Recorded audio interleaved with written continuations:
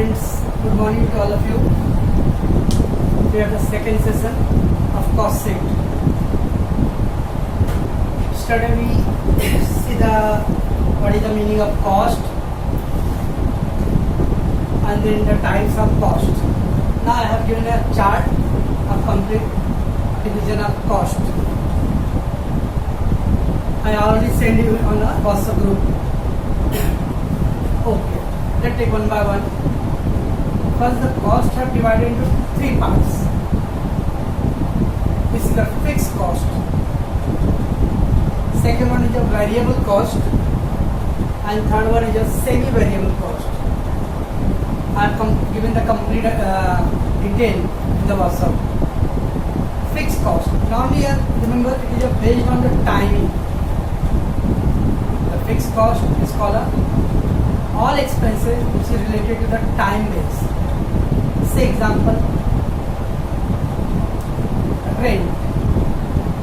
If you have taken the room on a rent or office on a rent, whether to use the room or not, you have to pay the rent. Means, मान लो अगर आपने एक room भाड़े पे लिया, 5,000 rent है, अब वो रूम में रहो या मत रहो, you have to pay the rent. It will be a fixed. आप 2 महीने के लिए गांव चले गए हो, okay. The owner will take you the 10,000 rupees because of 2 months. So whether to use or not, आपने 2 महीने यूज किया तो आपको रेंट पे करना है.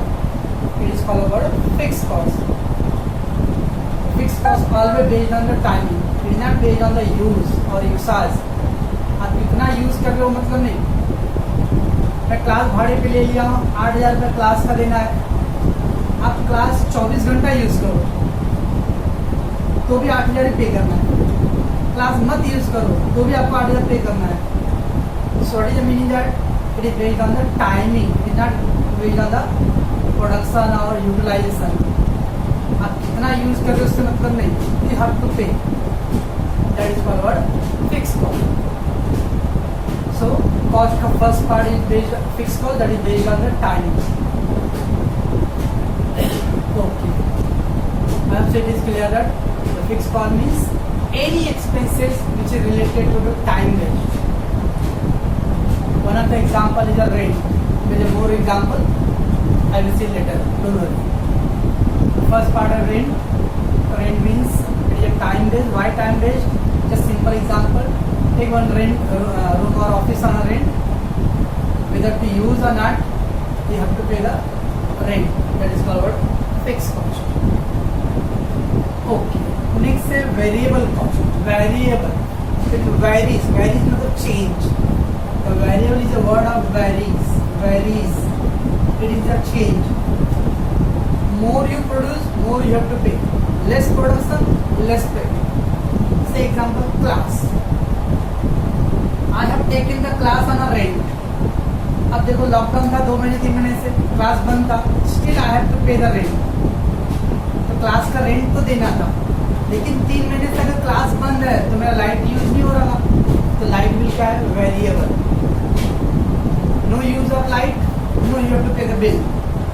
That is called variable cost. It is based on the production. Production means जितना आप यूज करोगे उसके ऊपर बेस्ड है. More use, more payment. Less use, less payment. Let's take the after 2 months when the class is going in the full flow, I have to use 5-6 batch. That is the 12 or 14 hours. When the 14 hours class is running, you have to pay the more light bill, become more use. It is called our variable cost. So variable cost means it is based on the production or utilization.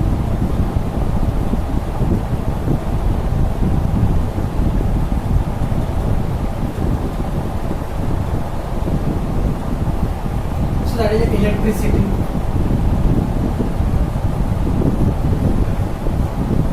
Say example, raw material. That example, one Parle-G biscuit packet. One Parle-G biscuit packet need 100 gram of wheat. 100 gram of wheat.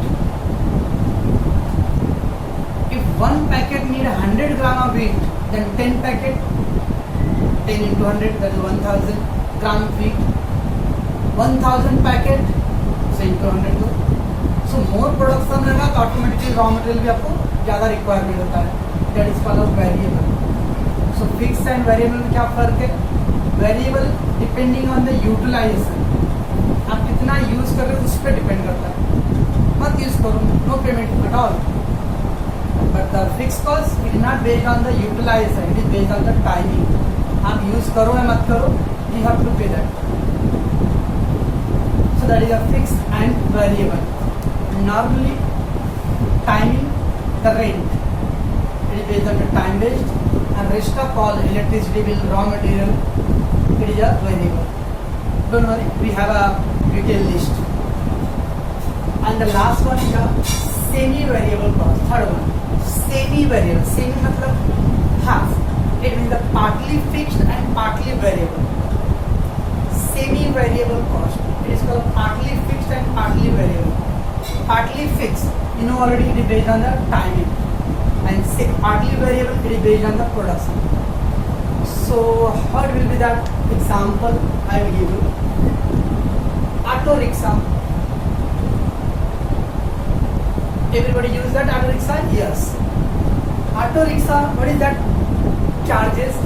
First unit you have to pay the 80 rupees. आप rickshaw पकड़ो और फिर चाहे पूरा unit complete करो मत करो, आपको पहले 18 रुपये पे करने हैं।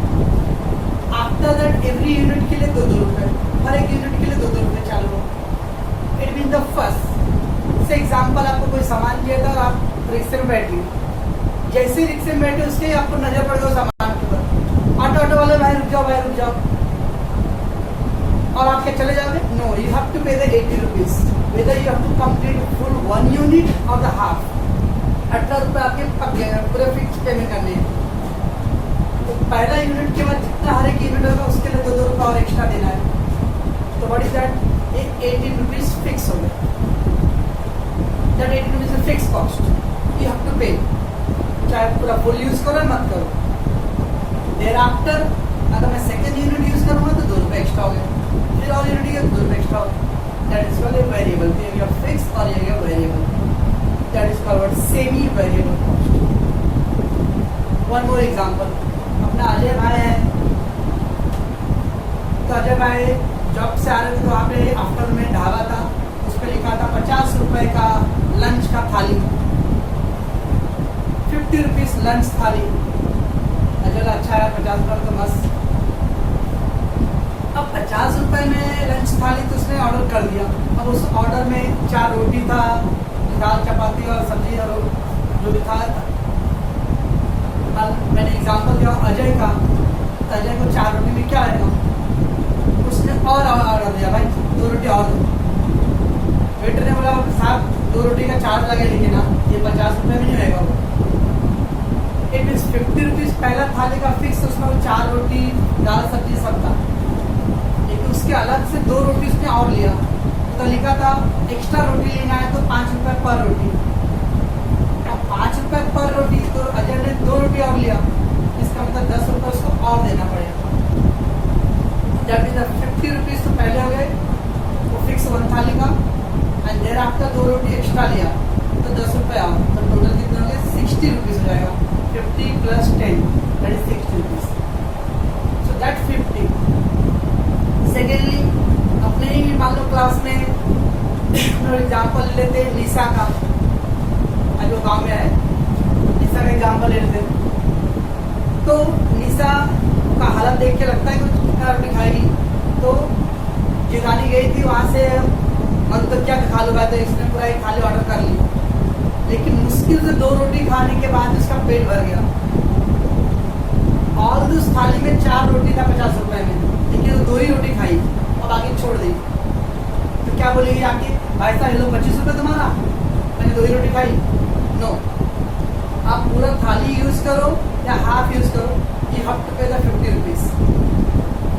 दैट इज द पहला वो फिक्स हो गया, that is the partly fixed. उसके आगे एक्स्ट्रा अगर कुछ लेते हो तो आपको एक्स्ट्रा पेमेंट करना पड़ेगा, that is the partly variables. So that is called semi variable cost. So normally cost also divided into 3 parts. Fixed cost, study I not set that fixed or variable. I only set the direct or indirect. Don't worry. It is the other method of division.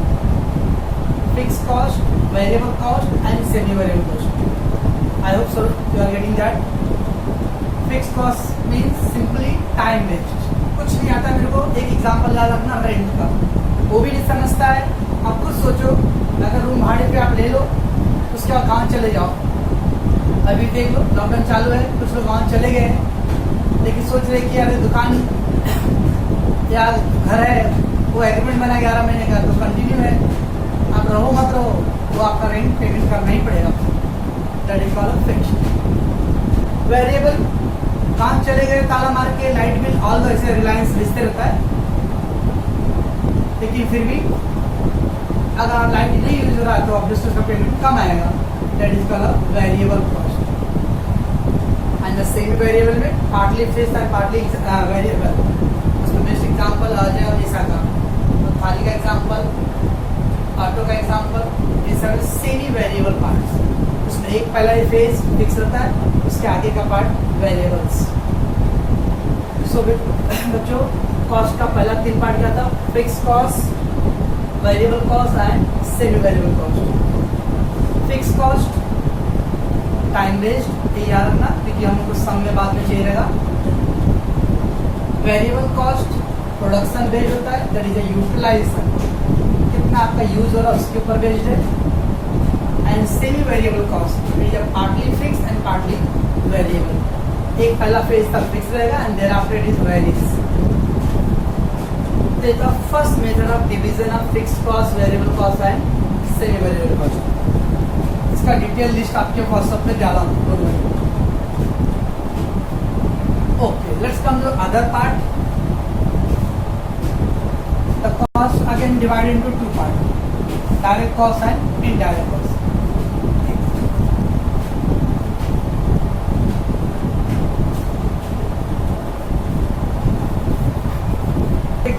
I studied already till that direct and indirect cost, and you have all given the answer. I forget that.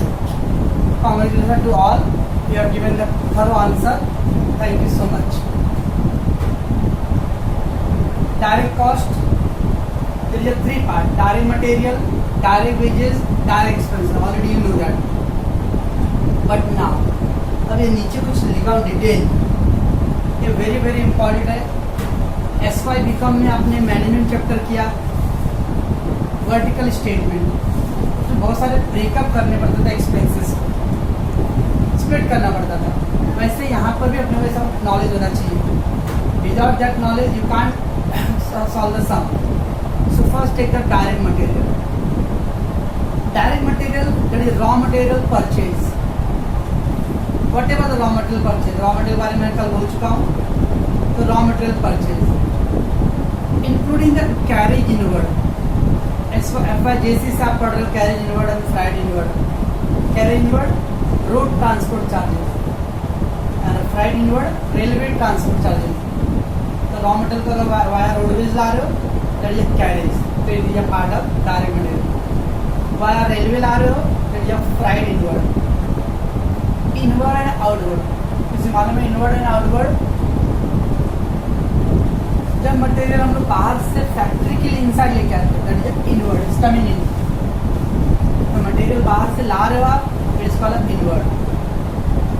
Goods produce होने के बाद factory से market में supply कर रहा हूँ, it's going out, it is called outward. Somewhere is there carriage outward. तो inward means material bring into the factory. Raw material purchase, carriage inward and freight. यहाँ मैंने 2-3 एग्जाम्पल डाला और आपको व्हाट्सएप पे जो डाला हूँ उस पर है. So all the material directly connected for the production of finished goods. All the material directly connected to the production of finished goods. Directly connected means bread. कोई तो बोले ब्रेड किससे बनता है बच्चों, तो वीट बोले हमें. शक्कर किससे बनता है, शुगर केन. तो ये क्या है direct material. So it include the carriage and fried. That is given. There is one other item also is there. Indigenous material. Indigenous मतलब डोमेस्टिक, इसको हिंदी में बोलते हैं देसी. अपने देश का जैसे आजकल चर्चा चल रहा है, boycott the Chinese product, only local product, that is called indigenous. Domestic material जो अपने इंडिया से ही प्रोड्यूस होता रहेगा, सो that is also part of direct. Normally ये सब आपके सिलेबस में आता नहीं है, फिर भी अपनी नॉलेज के लिए में इंडिजिनियस मटेरियल. देन है इम्पोर्टेड मटेरियल. समटाइम आप कुछ गुड्स प्रोड्यूस, जैसे एग्जांपल इंडिया में हमारे रॉ मटेरियल का क्वालिटी इतना अच्छा नहीं है, और आपको अगर वर्ल्ड मार्केट में एक्सपोर्ट करना है तो उसकी क्वालिटी इम्प्रूव करना पड़ेगा. अगर आपको आउटपुट अच्छा चाहिए तो ऑब्वियसली आपको इनपुट भी अच्छा होना चाहिए. आपको रिजल्ट अच्छा चाहिए तो पढ़ाई भी अच्छा करना पड़ेगा. तो सेम रॉ मटेरियल की क्वालिटी इंप्रूव करना. तो अगर बहुत सारी कंपनियां जो बाहर देश में इंपोर्ट एक्सपोर्ट करने के लिए क्या करते हैं, बाहर से मटेरियल लेके आते हैं, that is called what, imported raw material which is bringing from outside. तो then there is a self manufacture item. Self manufacture item means आपने खुद से प्रोड्यूस किया है. अब खुद से प्रोड्यूस किया है, what is the meaning that? से एग्जांपल पार्ले जी फैक्ट्री. अब पार्ले जी फैक्ट्री दैट पार्ले गेहूं से बनता है, डायरेक्ट गेहूं से नहीं बनता है, गेहूं का आटे से बनता है. तो क्या लगता है आपको कि वो लोग पार्ले जी कंपनी वाले आटा खरीदते हैं? नो, वो लोग बल्क क्वांटिटी में व्हीट खरीदते हैं और उनका खुद का अपना फ्लोर मिल है, मिल चक्की, उनका खुद के चक्की में वो आटा पिसाता है. इट मीन्स वो फ्लोर क्या हो गया, उनका खुद का सेल्फ मैन्युफैक्चर आइटम हो गया. सेल्फ मैन्युफैक्चर आइटम मीन्स खुद के फैक्ट्री में प्रोड्यूस करना. Okay. Then there is a primary packing material. Primary packing material, what is meaning of primary packing material? आपने कभी कभी देखा रहेगा कुछ प्रोडक्ट ऐसे होते हैं जो पैकेट खोलने के बाद नीचे अंदर देखोगे तो सिल्वर कलर का रैपर होता है उसके ऊपर. सम ऑफ द प्रोडक्ट आप क्या बोल सकते हो, आप बिस्किट्स है, ऐसे प्रोडक्ट है जिसके बाद अंदर से भी पैकिंग रहता है, वो प्रोडक्ट को प्रोटेक्ट करने के लिए ताकि वो खराब ना हो. That is called what, primary packing material. Okay. And then commission on purchase. What is meaning of commission on purchase? या एक्सपोर्ट सब्जेक्ट हम लोग पढ़ने वाले. बाहर देश के लोग आपसे क्यों खरीदेंगे भाई, क्या फायदा उनको है? तो आप उनको अट्रैक्ट करो. जैसे चाइना करता क्या है, वो अट्रैक्ट करता है कि ओके भाई आप हमारे से 10,000 रुपये का सामान खरीदो, मैं आपको 5% कमीशन दूंगा. तो एजेंट क्या करता है, वो कमीशन बेस्ड पे वहाँ के लोगों को अट्रैक्ट करता है, बाहर वाले लोग. That is for commission on purchase. तो these all item is a direct material. Normally ज़्यादातर आपके सिलेबस के लिए तो raw material purchase, carriage inward and freight. But there is a for knowledge indigenous material. Indigenous material मतलब which is produced inside the India. Then imported material. कुछ ऐसे material जो India में अवेलेबल नहीं है, तो what we will do? We will import from the other countries. Self manufacture item. तो large company होते हैं, तो छोटे मोटे पार्ट्स वो अपने खुद के कंट्री में कंपनी में ही प्रोड्यूस कर लेते हैं. That is called self manufacture products. Primary packing product को प्रोटेक्ट करने के लिए उसके इनसाइड जो कवर होता है पैकिंग करते हैं, दैट इज प्राइमरी पैकिंग. तो these are the item is called direct material. Direct cost का फर्स्ट पार्ट क्या था जो डायरेक्ट मटेरियल. आई होप कि आप लोगों को समझता होगा सब. ओके. नेक्स्ट है direct wages. Wages means labour. Wages means labour charge. So there is two word होगा, productive wages versus unproductive wages. हमने बचपन में यानी 12th में क्या आएगा, प्रोडक्टिव वेजेस बच्चों trading account debit side, unproductive wages profit loss account debit side. But this is not a debit and credit accounts, remember. So productive wages is a part of direct. If there is unproductive wages it is go to the factory overheads. So productive wages direct, unproductive wages factory. OT आजकल बच्चे लोग job पे बहुत जा रहे हो, मालूम होगा ओटी का मतलब ओवर टाइम. अगर प्रोडक्टिव वेजेस प्रोडक्शन ज़्यादा चाहिए कंपनी को, so labour produce longer period time, so they have to pay the OT over time. HRA, इस साल जो लोग टैक्स लेंगे लोग को इस जनरल नॉलेज में HRA house rent allowance. House rent allowance. अब आप लोग अपने आप को लकी समझो कि इस लॉकडाउन का फेज चल रहा है और आपको बहुत सारे प्रैक्टिकल नॉलेज मिल जाएगा. ये वर्ड हाउस रेंट अलाउंस। कुछ कंपनी ऐसे थे जो अपने लेबर लोग को खुद का रहने के लिए बना के देते हैं। अब खुद का रूम बना के देते हैं तो वर्कर लोग वहाँ रहते हैं, लेकिन मान लो कुछ वर्कर लोग जिसका स्टैंडर्ड एकदम हाई है, अब वो वर्कर बोले भाई मैं इधर नहीं रहता, भाई मेरे को इधर अच्छा नहीं जमता नहीं है, मच्छर उच्छर बहुत काटता है, मैं कहीं दूसरी जगह खुद का लेकर आऊँगा। ओके ले लो। तो कंपनी क्या बोले भाई देखो बाहर आप लोगों को 6,000 रुपये का, कंपनी आपको 6,000 तो नहीं देगा, लेकिन 4,000 रुपये कंपनी आपको देगा। इसको बोलते हम लोग हाउस रेंट अलावेंस। या तो आप कंपनी के रूम में रहो, या फिर अगर बाहर में लेना चाहे तो आपको बाहर का फुल अमाउंट पेमेंट तो नहीं करेगा, पर कंपनी कुछ आपको कंसेशन देगा। इसका मतलब जो 6,000 का रूम है उसमें 4,000 कंपनी आपको दे रहा है, तो आपको अपने पॉकेट से खाली कितना डालना है 2,000। तो that 4,000 is called HR, house rent allowance. This is also part of labour. PF तो मालूम ही होगा आपको, प्रोविडेंट फंड। तो मैं उस पर डिटेल नहीं जा रहा बिकॉज इसका ऑलरेडी ये इम्पॉर्टेंट वर्ड है। ESIC, किसी को पता है ESIC? चलो मैं इसका एग्जांपल होता है। कामगार हॉस्पिटल मालूम है? कामगार हॉस्पिटल, यस। तो आपने सुना होगा कि कामगार हॉस्पिटल में फ्री में सर्विस मिलता है। वो इसलिए बिकॉज जो लोगों ने ESIC का इंश्योरेंस कराया रहेगा। अब ESIC का इंश्योरेंस पब्लिक खुद नहीं करता है, अब जिस कंपनी में काम करते हो वो कंपनी वाला करके देता है। इसका फुल फॉर्म है employ state insurance corporation.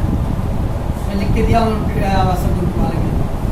Employ state insurance corporation. Employ state insurance corporation नाम में अभी तो गवर्नमेंट ने कंपलसरी कर दिया है, सबके जो भी कंपनी में आप काम करते हो वर्कर लोग को करके देना है। अब जो बच्चे जॉब कर रहे हैं वो लोगों को उतना आइडिया नहीं है, लेकिन 6 महीने से ऊपर अगर आप काम करते हो तो आपको ESI का फैसिलिटी मिलना चाहिए आपको। तो एम्प्लॉय स्टेट इंश्योरेंस कॉर्पोरेशन वो कंपनी काम पहले का रूल था, 10 या 10 से ज़्यादा वर्कर काम करते हैं किस कंपनी में तो उनको कंपलसरी है। अब गवर्नमेंट ने बना दिया है कि 10 से नीचे वाले भी चाहे तो कर सकते हैं। तो it's a good for the labour. ये सब जो चार्जेज है तो इसका जो प्रीमियम पे करते हो कंपनी पे करता है, आपको नहीं भरना है। That's what is called direct wages. So productive wages, over time, house rent allowance, provident fund and ESIC full form क्या है? Employ state insurance corporation. That is a part of direct. यहाँ मैंने 2-3 एग्जाम्पल डाला हूँ और आपके list में और भी बहुत सारे डिटेल है। Bonus you know already. Subsidise food that is a concession on canteen. अरे क्या होता है, मेरा चापा सा नेपाली था, उसके पापा को पालघर जॉब पे जाना रहता था। तो पालघर जॉब पे जाना रहता था तो यू नो पालघर सुबह 5-6 बजे 5 बजे निकल जाते थे जॉब के लिए। और आप आज के ज़माने में तो कौन मॉडर्न वाइफ है जो 5 बजे 4 बजे टिफिन बना के अपने हस्बैंड को देंगे? प्रैक्टिकली पॉसिबल भी नहीं है। तो ऐसे वर्कर जो 4 बजे 5 बजे घर से निकल जाता पालघर के लिए, वो टिफिन कहाँ लेके जाएगा? काम कैसे होगा फिर?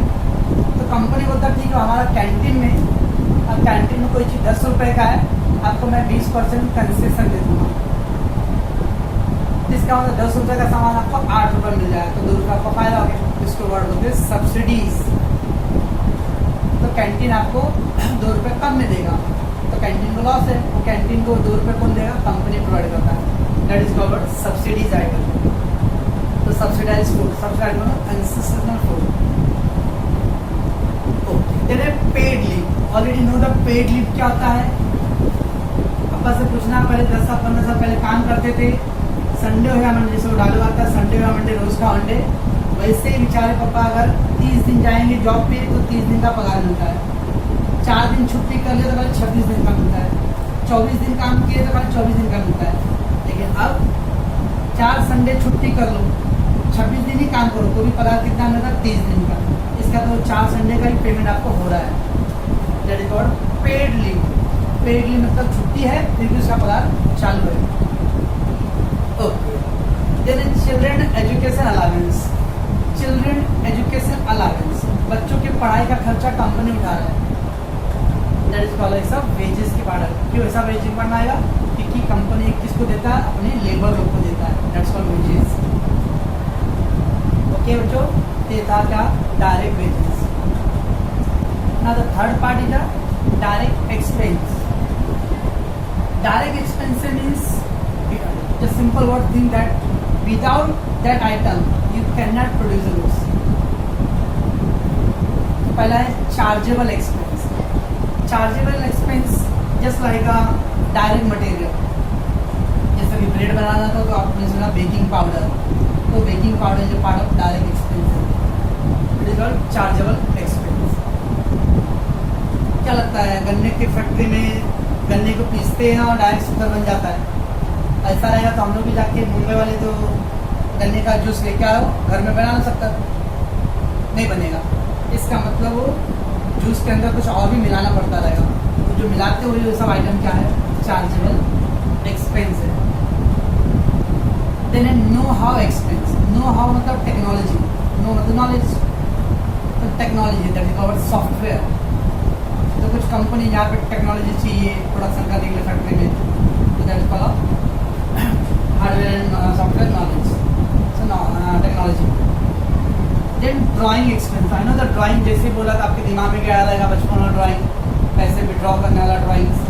No, drawing means initial work.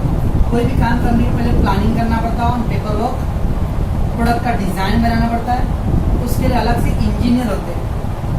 वो इंजीनियर प्लान करके देता है, प्रोडक्ट का डिज़ाइन, कलर्स कैसे कॉम्बिनेशन है, वो सब पूरा प्लान होता है। उसके एक्सपेंसेस को मतलब ड्राइंग एक्सपेंस।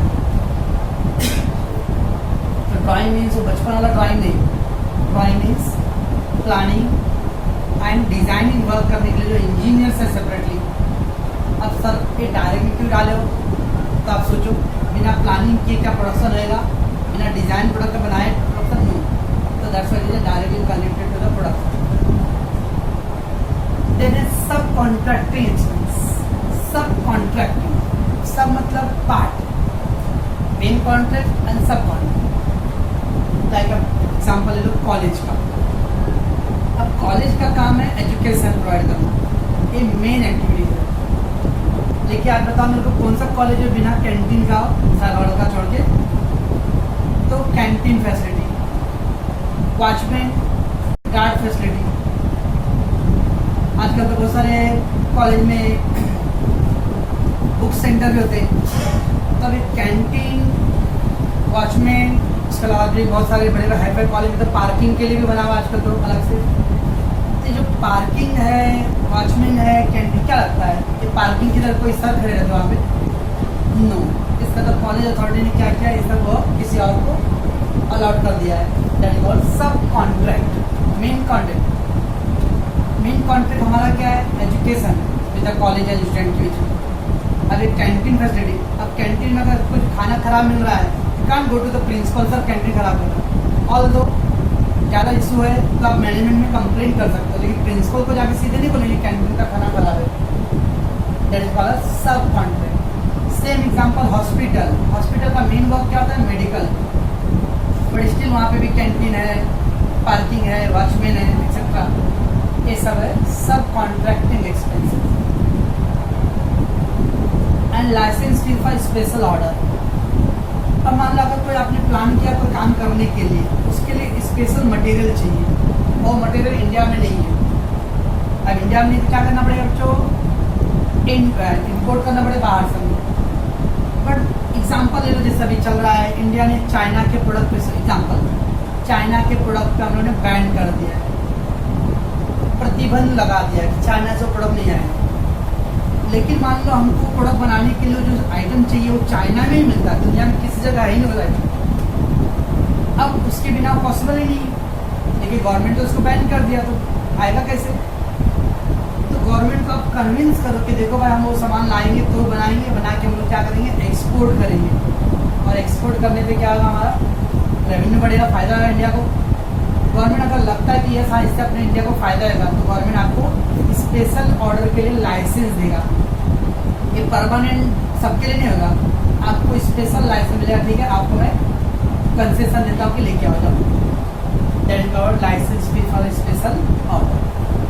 क्या बच्चों, ये था हमारा डायरेक्ट एक्सपेंस। अब इसमें भी ज़्यादातर आपको ये वर्ड ज़्यादा हमने सम के लिए यूजल है, बट ये सब आपके नॉलेज के लिए। डायरेक्ट एक्सपेंस में पहला था चार्जेबल एक्सपेंस। चार्जेबल एक्सपेंस मतलब डायरेक्ट अदर मटेरियल।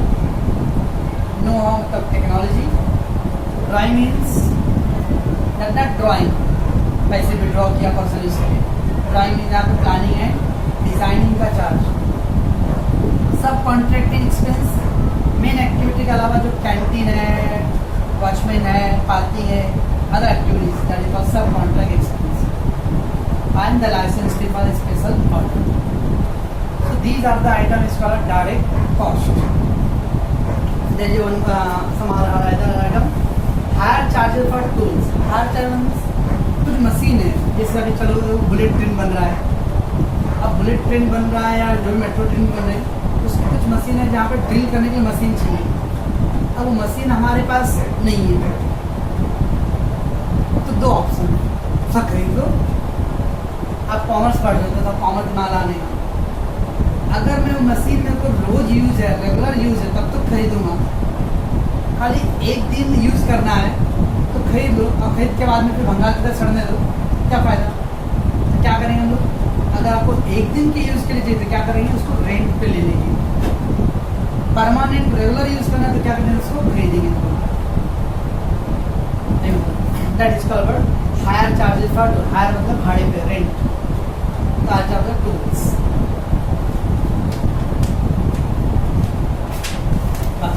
तो ये सब था क्या जो direct cost.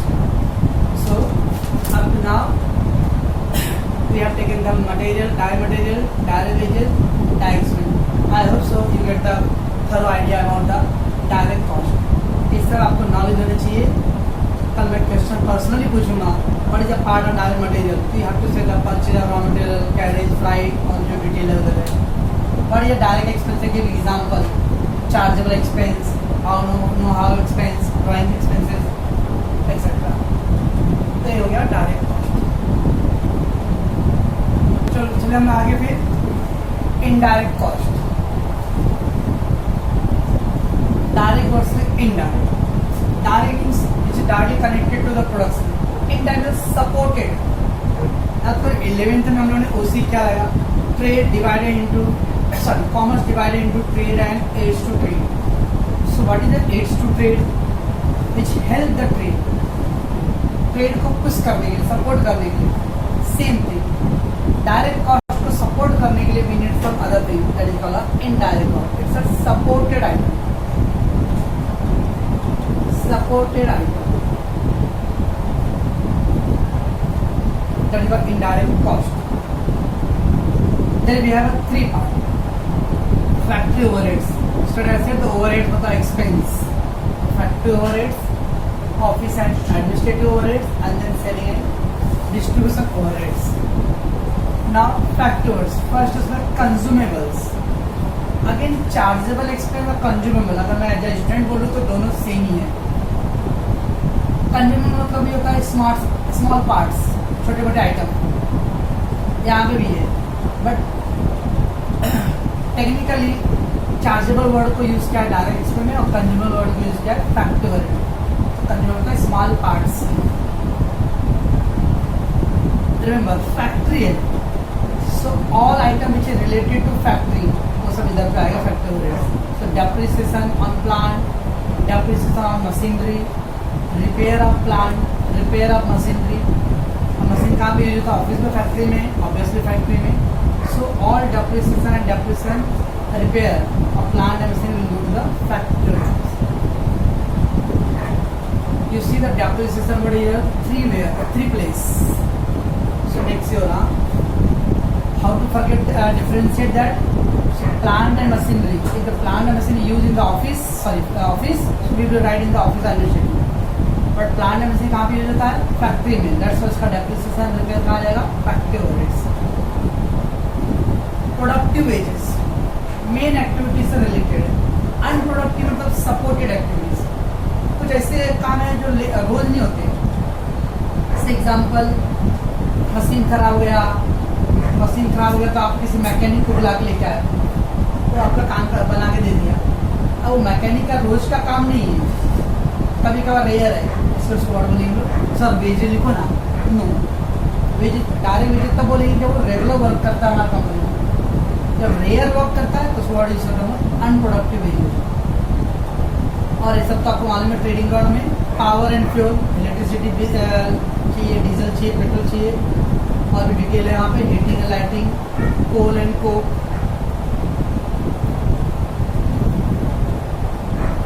So coal and coke कोयला, these are the item of factory overheads. The more items. Insurance premium plant, again plant and machinery. Plant and machinery के ऊपर जो भी आइटम हो, depreciation of plant, insurance of plant, repair of plant, all will go factory. Power and fuel, motive power, steam मतलब भाप। तो जो कपड़े की इंडस्ट्री होती है, factory, cotton industry, textile industry, उसमें आ रहे कपड़े को सड़ाने गलाने, जो कॉटन होता है उसको सड़ाने गलाने के लिए भाप चाहिए, तो that is called steam, that is also used in the factory. Okay, gas and water, you know, loose tool retainer, loose tools. अब फैक्ट्री है तो नट बोल्ट पकड़ पाना ये रेगुलर यूज होने वाला आइटम है, तो रेगुलरली वो क्या होता है, डेप्रिसिएट होता है, that is called loose tool return off. Work expense, कभी भी चीज याद रखना, कल वर्क बढ़ा है, वर्क जैसे बढ़ा है ना, दिमाग में डालना है कि वर्क मीन्स फैक्ट्री, तो वर्क एक्सपेंस मतलब factory expense, that will go to the factory. Then salary to the store keeper. अब सैलरी टू स्टोर कीपर मतलब स्टोर मतलब मटेरियल होता है, तो जो भी मटेरियल होता है कहाँ रखते हैं, उसको गोदाम में रखते रहेंगे, तो गोदाम का एक वॉचमैन या कीपर होता है, उसका काम क्या आता है, कितना मटेरियल आ रहा है उसका एंट्री करो, कितना मटेरियल जा रहा है उसका एंट्री करो। बाकी नॉलेज के लिए अपना एलियन, कृष्णा और गोल्डी से पूछ लो, क्योंकि वो लोग आजकल जॉब कर रहे हैं डिमांड में, तो that is called store keeper. Technical director fees, technical assistant. अब वो फैक्ट्री में जो काम करते हैं लेबर को हेल्प करने के लिए, जैसे फोरमैन और सुपरवाइजर, तो that is called technical assistant. कपड़ों को कैसे बनाना है वो लेबर को गाइड करता है। Then one more word is haulage charges. What is meaning haulage charges? Haulage charges का एक वर्ड बोलते हैं ट्रांसपोर्ट चार्ज होता है। अभी क्या ट्रांसपोर्ट चार्ज है, कभी बाद में आगे लाइफ में जाके अगर जमशेदपुर टाटा बोकारो, झारखंड में एक कंपनी है बोकारो जाना, वहाँ टाटा कंपनी जमशेदपुर टाटा का, वो 8 स्क्वायर किलोमीटर में फैला हुआ है, 8 स्क्वायर किलोमीटर।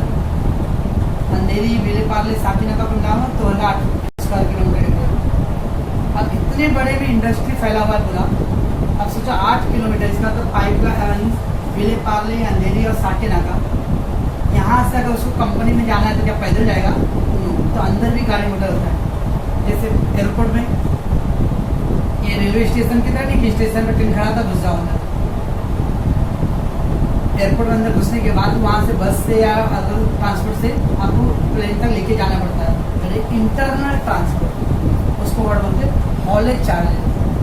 तो फैक्ट्री के अंदर ही इंटरनल ट्रांसपोर्ट था, वन डिपार्टमेंट से अनदर डिपार्टमेंट तक सप्लाई करने के लिए, that's word haulage charges. Then है मैन्युफैक्चरिंग ओवरहेड। मैन्युफैक्चर मतलब factory, manufacturing overheads. Experimental charge, experiment मतलब फैक्ट्री है तो अलग अलग उसके कलर कॉम्बिनेशन, उसका टेस्ट के लिए लैबोरेटरी में क्या आता है, टेस्ट होता रहता है, experimental charges. Then factory expense, you know, heating या लाइटिंग, प्रोडक्ट को गर्म करने के लिए, तो these are the item is called word factory overheads. ना तो इजी है, जो आपको ऑलरेडी नॉलेज है, factory office administrative overheads. Office, all expense related to official part. अच्छा, आप लोग मास्टर और salary, telephone bill, electricity bill, हमें सब क्या सैलरी एंड वेजेज में मालूम फर्क? जो फैक्ट्री में काम करते हैं वेजेज, और ऑफिस में काम करने वाले salary. Electricity bill, professional fees, professional expert. अब एक्सपर्ट है वो फैक्ट्री में गर्मी में मर के काम नहीं करेगा, वो एसी केबिन में बैठ के काम करेगा। Legal charges and depreciation computer and office billing. Remember that depreciation plant use where factory में, तो फैक्ट्री में कंप्यूटर फैक्ट्री में होता है, no it will be in office. So that is office. और भी आपके लिस्ट में आइटम है इधर पे। स्टैब्लिशमेंट का office expense, magazine, newspaper, subscription, trade journals, ये सब ऑफिस में पेपर न्यूज़पेपर्स होते हैं। That is called office and administrative part.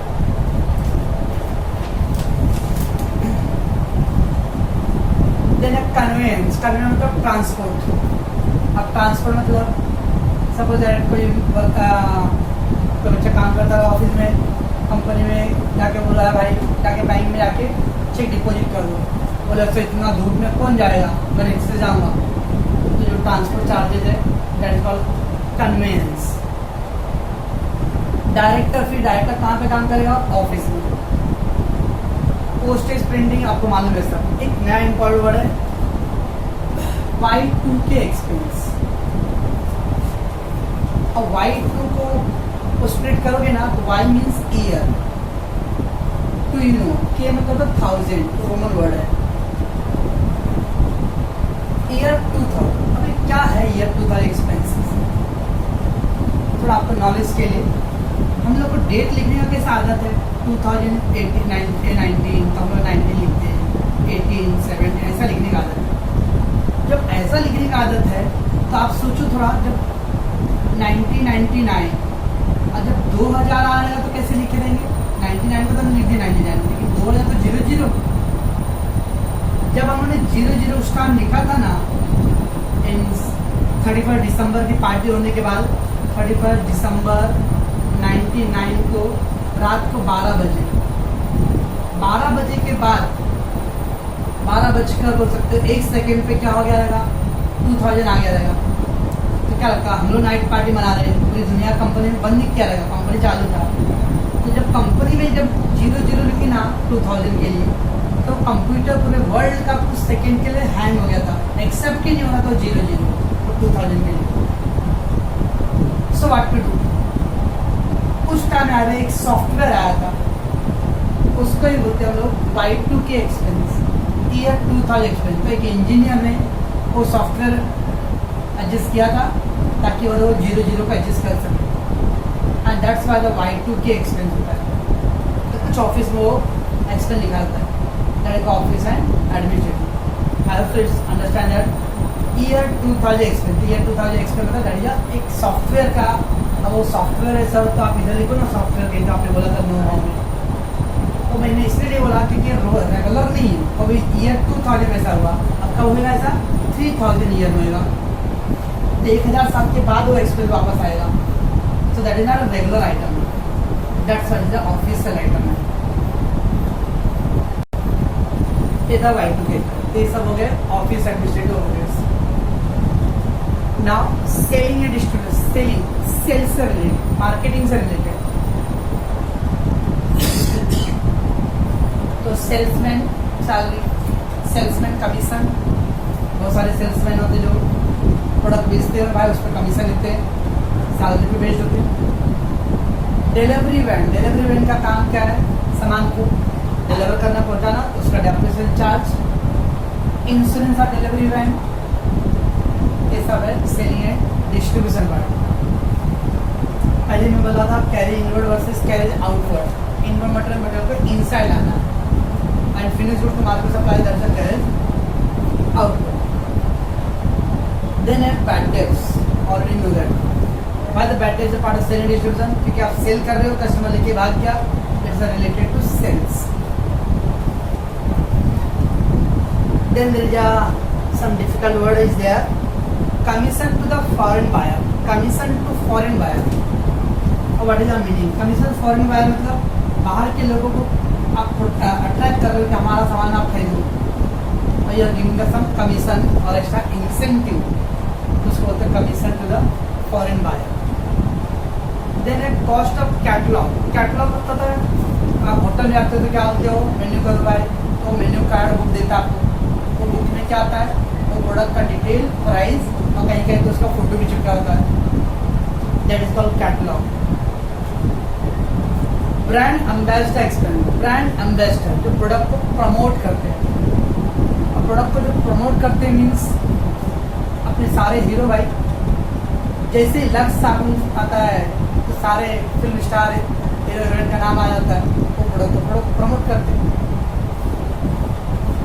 जियो जीवर के रिवाइटल सलमान खान प्रमोट करता है। Boost is a secret energy, Sehwag Sachin इसको प्रमोट करता है। दैट का ब्रांड एम्बेसडर, उस प्रोडक्ट को मार्केटिंग करना। तो एक तरह का क्या आजकल रखा हुआ है, घड़ी हम सब ने मिलकर बनाया हुआ है, कौन है भाई, Anka ji, that is selling and distribution marketing, so उस वर्ड बोलते लोग ambassador. Then after sale service, after sale service जो भी इलेक्ट्रॉनिक आइटम है, टीवी फ्रिज है, 7 साल की वारंटी, 2 साल के बाद खराब हुआ तो आके क्या करता है, बना के जाता है, तो after sale service. And then cost of tender, तो मैंने कब बोला था आपको, टेंडर मतलब टेंडर इशू करना पड़ता है, that is cost of tender. वैसे सामान खरीदने के लिए भी टेंडर देना पड़ता है, सामान बेचना है तो भी। हम लोग तो रेगुलर यूज में 1 किलो 2 किलो खरीदते तो बात अलग है, बल्क क्वांटिटी खरीदना बेचना होता है तो आपको बेचना है तो अपने कस्टमर को अट्रैक्ट करना पड़ेगा, तो उसके लिए आपको प्रोडक्ट का पूरा डिटेल अच्छा सैंपल बना के देना, that is called cost of tender. And then exhibition expense, trade fair, exhibition मतलब मार्केटिंग, तो बच्चे लोग होते हैं इवेंट पे जाना है। अब इवेंट पे क्या, वो प्रोडक्ट रहता है, कस्टमर लोग आते हैं, प्रोडक्ट के बारे में बच्चे बताते हैं, that is called about exhibition.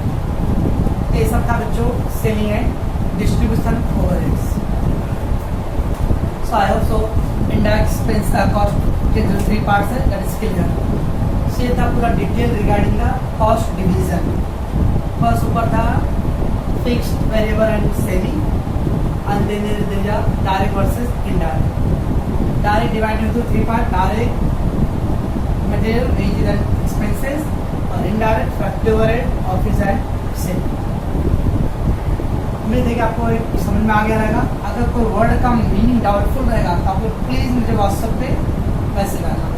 हाँ, एग्जाम कल के लिए आप लोगों ने आंसर तो दिया, और मैं आपके एफिशिएंसी को कोई डाउट नहीं कर रहा हूँ कि किसी ने कुछ किया रहेगा, फिर भी है आपको तो पता ही, मेरे शक का दिमाग चलता ही मेरा, जरूर किसी ने खाली क्या क्या रहेगा, जो पीछे जो आंसर ग्रुप में दिए वही सेंड फॉरवर्ड कर दिया रहेगा। तो प्लीज़ आगे अभी हम लोग 1-1.5 महीने तक पर्सनली नहीं मिलने वाले। ऑल द आप आंसर दे दोगे, रमेश सर खुश हो जाएंगे, रमेश सर आपको ऑनलाइन चॉकलेट भी दे देंगे, लेकिन फ़ायदा आपका नहीं होगा। इसलिए सिंसियरली थोड़ा पढ़ो और ट्राई करना, अपना नोटबुक बना देना, या SY का जो आपका बुक पढ़ा रहेगा उसी बुक पे अपना डिटेल में आप ये सब लिखते जाना। कुछ भी डाउट रहा था पर्सनली पूछ लो। आगे से 1-2 दिन के बाद शायद हो सके तो मैं पर्सनली कॉल करके क्वेश्चन पूछूंगा, डायरेक्ट व्हाट्सएप ग्रुप पे नहीं।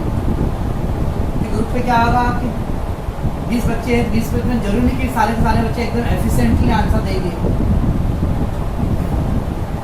मैं सब नहीं कर रहा पर बता रहा हूँ, ठीक है ना, तो इससे आपको फायदा होगा। मैं पर्सनली कॉल करूँगा, शायद आज नहीं हो सके तो कल या परसों से, इसलिए सबको आप रेडी रखना।